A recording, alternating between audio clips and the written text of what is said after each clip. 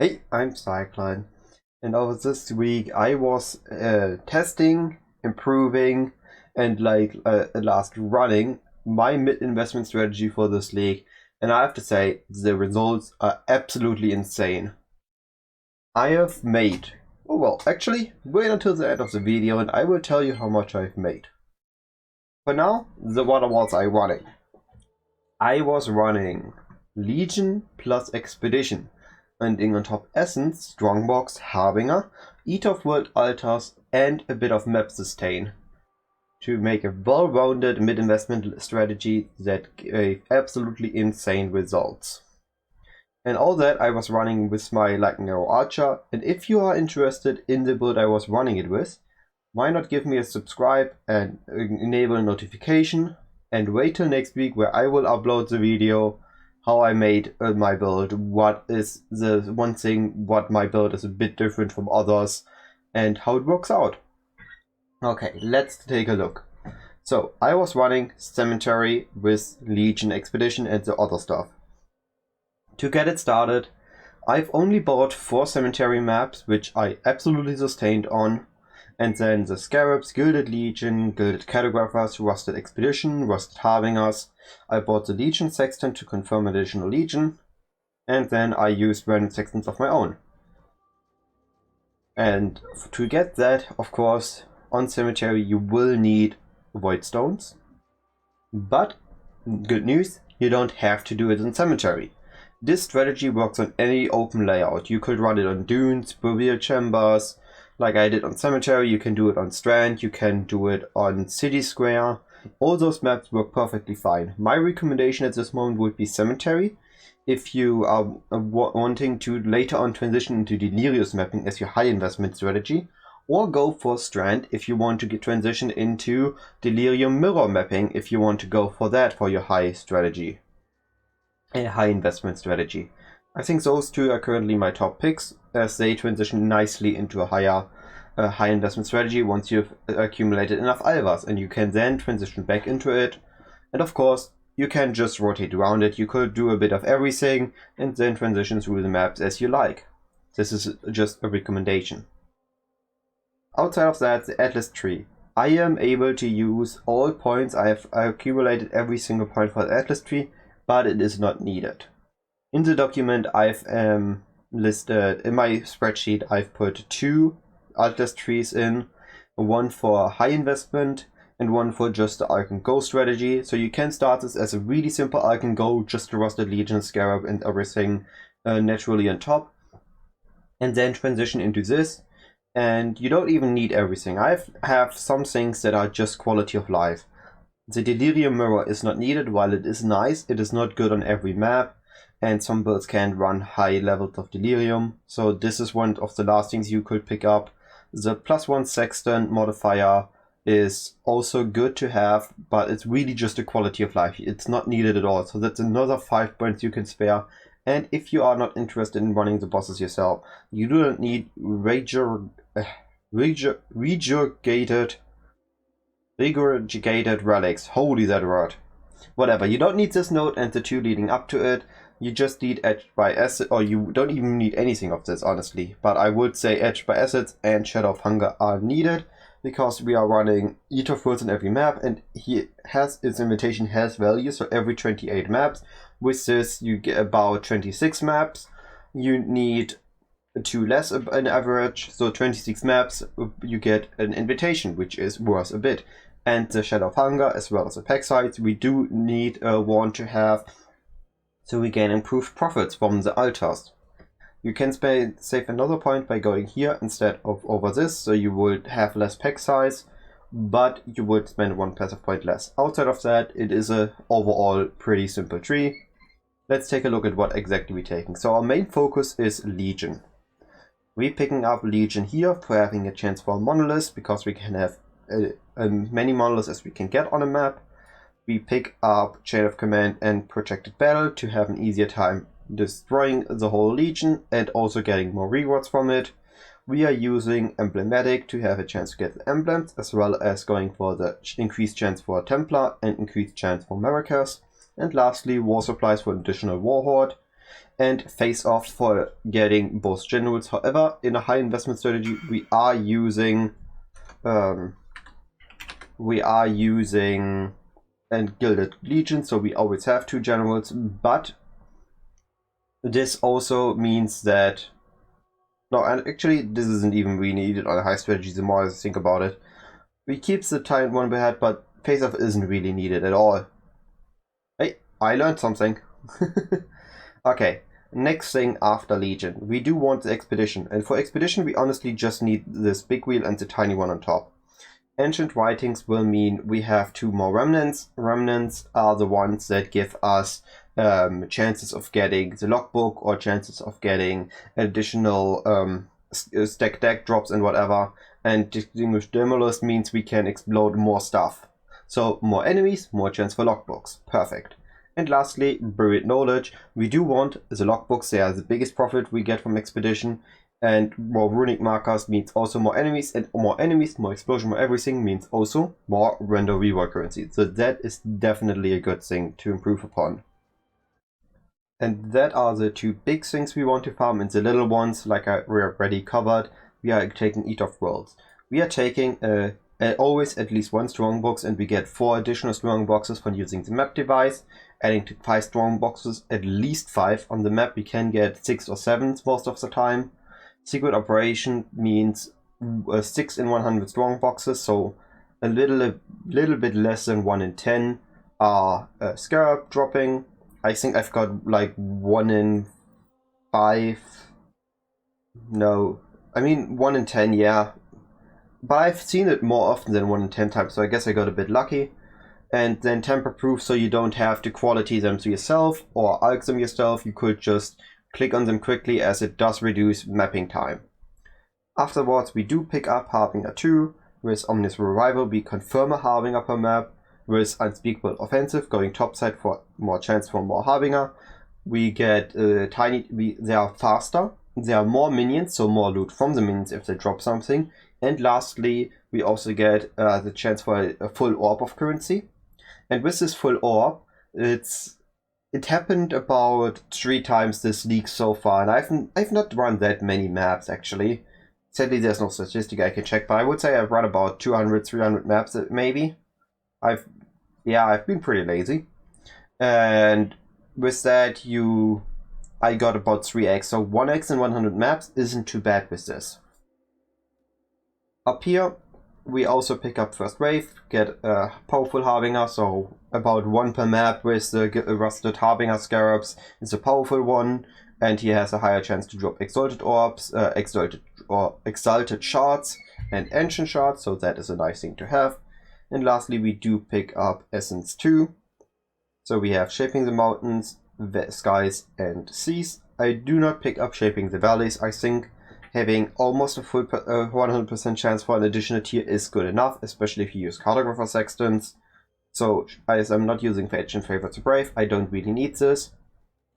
So, I think I said Essence and look up at the map, so sorry for the confusion. So, this is the map sustain part, and now the Essence part, sorry. So, we pick up Prolific Essence for additional Essence, Crystallized Lattice to have chance for more Essences on the mob, Crystal Resonance to have more monsters. Also, Corrupting Cannot Break, so basically if we corrupt them it's always a good thing. And lastly, Amplified Energies to have a higher chance of them. If we get them at a higher tier, they are more likely to be either shrieking or after the corrupting them shrieking, so we have Crystallized Resonance proccing more often. And lastly, of course optional, the Delirium chance and the Sextant one, which are purely optional. That for the tree. I already covered the Scarab, so I'm going to skip those now. As for the Sextants, I was applying 3 random Sextants and keeping everything except something that is highly valuable, which I've gotten none, and then something that is tiny valuable that I might be running at a later point, which I've gotten 2 of. I've gotten 1 with extra harvest and 1 with additional abyss, which both can be used for a later strategy. So I just stash those quickly so I can run them at a later point. Which is also the reason why I want 4 users, because then when I buy the others, they're all at 4 users. Okay, and lastly, the map device. of course, 1 confirmed legion, and on the map device I was using ambush for chaos cost to get the additional strong boxes. Okay, the setup out of the way. Let's take a look at the expected profit per map, the averaging out profit. There we go. Here again, my skill tree, my spreadsheet. This is for the minimal investment, maximal investment, the rules or the notes that I followed, as well as what you can do if you just want to Icon Go, and what you can do with the medium investment, all listed up here. So actually, they're still both rare. I had runs where the Americas were less rare and runs were more rare, but whatever, they're both rare. So expected results, about 4 to 5 chaos per map. I invested 160 chaos into ambush, and at the end I was at 160 and wait, how much chaos I was at? 160 and 6 chaos, so about 4 chaos per map, a tiny bit more. Splinters, I got about 2 emblems and 30 splinters per map. It's hard to price them because they are the Americas and Templars are still worth something, while the Wall, Eternal Empire and Kalui are worth almost nothing. So ignore those in the terms of the expected profit, but if I say 0 there, it just absolutely crashes because of the expenses. Now they are not worth nothing, which is what I meant. You get a lot of Templar and you get a lot of Marrakesh, but it's hard to calculate the actual worth of one single splinter. So I'm just going to say 1.25 chaos to have like a rough estimation. Then you get about 5 incubators, which sometimes are scarabs, sometimes are currency, sometimes are armor. I've only picked up the ones that are actually going to give me something worth of chaos or more. And then we have the logbooks. I got about 1 logbook in every 4 maps. So in 40 maps that are 10 logbooks, I've got a bit more, but again, it could be luck. It's about 1 in 4.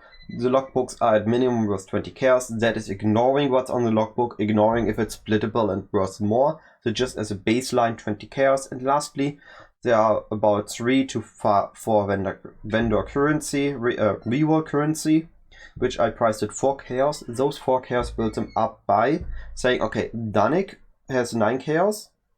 Then we have Tujin, Gwenin, and Rock, which are as equal common, and Danik is a more rare one, so 1 times Danik cost, and then times 2 for the cost of the other ones.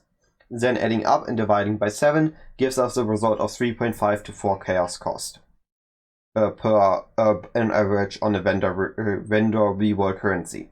That extracting the expensive gives us an expected profit of 58 chaos per map. As mentioned, if you would just run a single map, this result might vary highly depending on what the emblems you will get and what legions you will get. As this if you run a lot of maps, like 40 to 100, this expected profit will be even overthrown. If you run like 20 maps, the expected profit will be quite accurately, but if you run only a few maps, you won't get 60 chaos in just 1 map.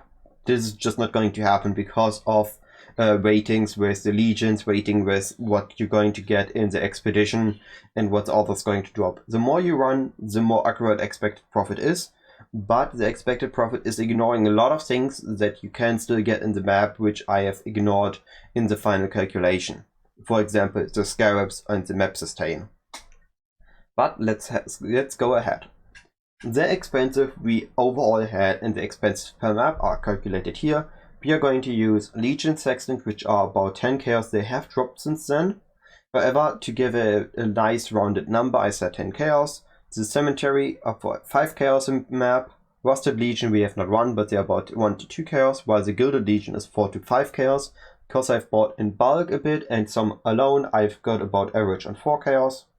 Rusted Expedition are also 4 to 5 chaos, which is why I would say don't run Gilded, don't use the Sextant for the expedition. I say Rusted Expeditions are more than enough to run expedition as a legion, as a league mechanic, and you're good to go. And then Gilded Cartographers, which go from 4 to 6 chaos. As again, I've got some in bulk, some alone, some from guildmates, some dropped. So I've had about 4 chaos cost on my gilded cartographer scarabs. I've used 40 of them. And yeah, that's about it. In the gilded, I've priced the map and the cemetery I priced too, because the oversustain would be the profit, while I only bought 4 and the other 36 I've run were were balanced out with the use of the gilded cartographers, but because of the value of them, I had to value the maps too. So about total cost is about 1000 chaos, and the result per cost per map is about 26 chaos. Now, what have we made out of those maps? In my 40 runs, which I've listed here, and ignored everything that was unstable profit, so everything that is considered lucky, like blueprints, exalt drops, enlightened drop, divine drop, the redeemer, the conqueror maps, the shaper and elder guardians, I've not calculated in this final profit. However, I've calculated the final profit at the end of this video. So just the stable profit would be Maracas emblems, Templar, Volcaro, Eternal Empire, as well as the logbooks, the scarabs, and the T16 oversustained maps. The vendor refresh currency I've also not considered in, because in this case those would be, you should use them because of all the artifacts you've gotten from running this to make even more profit out of it in the end term. However, you can sell them. I have not calculated in them for that reason, just mentioning that. So we have gotten about 15 Maracas emblems, 21 Templar, 17 Wall, 19 Karui, and 18 Eternal Empire, and then some splinters. If I would sell them all single on the market, I would make about 11.3 exalts, with exalt costing 128 chaos. If I would sell them in bulk, just the 5 sets, I would make 10.5x. So if I would buy the dividend, they sell in bulk for about 10 to 15 chaos more than they would if you just sell them on the market per piece. If you sell them in bulk on Trove, of course. So if I just would say, okay, I have 21 Templar, so I just buy them other up, so I'm at 21 of each other one too, and then I sell them all in bulk, I would actually have made 14.7x. So that already alone that is 7x profit from the 40 maps. Just the Legion emblems, if I would just sell them all together. Now I would have to subtract the cost of the Maracas emblems, which are the most priciest in these sets, so that would be, let's see, I need 6 emblems, they go 550, so that would be 300 chaos. So then let's say 3x less, so that would still leave me at a 4x profit just from the Legion alone. So the Legion alone can balance out everything else you do in the map. You can just return with Legion, and everything else is additional profit on top. The other profit, so I've got 14 logbooks. I've just for having a number, I've priced them at 20 chaos each, which gives me 280 chaos from logbooks. I've gotten 231 scarabs, again just saying, okay, about average 2 chaos for a scarab. Some are less, some are worth more. I just evened it out, ignoring the high value ones. Of course, I have not sold them for that, but just for this calculation, for 462 chaos. And lastly, I have sustained 26 cemeteries maps on top of the 45 run, which I could price at 5 chaos 1 for 130 chaos, adding to a total of 6.8x additional profit. So just considering the 15 sets of Legion I could sell in bulk and those logbook scarabs and maps, I would have made 9x profit total. With running 6 maps per hour, taking 6 minutes per map, running 10 maps per hour, I would have made about 1 exalt profit per map, which is absolutely insane. Not 1x, sorry, 94 chaos. About 100 chaos profit per map. I don't know why I said it this way. Sorry for the confusion. So that is 94 chaos profit per map, which is more than the expected profit. Now if I would now add on top of all the other things I've gotten, which I will now show, I've gotten 7 raw exalt drops. I've got 166 chaos, which is not calculated in there. I've gotten 13 divines, a few annuls, a few ancient orbs, almost a full simulacrum, 7k rogue markers, a few catalysts. I've gotten an enlightened drop, which I started leveling, logbooks, a cortex, 1 invitation, the guardian maps, higher essences, the refresh currency, stack decks, And then the high price scarabs, for example, I've got gilded expedition scarabs. If I would all of the other stuff add up, it would even be more profit, even more after those 9x profit with just the confirmed stuff. Again, those 9x are from things that are calculatable, that are averaging out, and the more you run are very stable profit.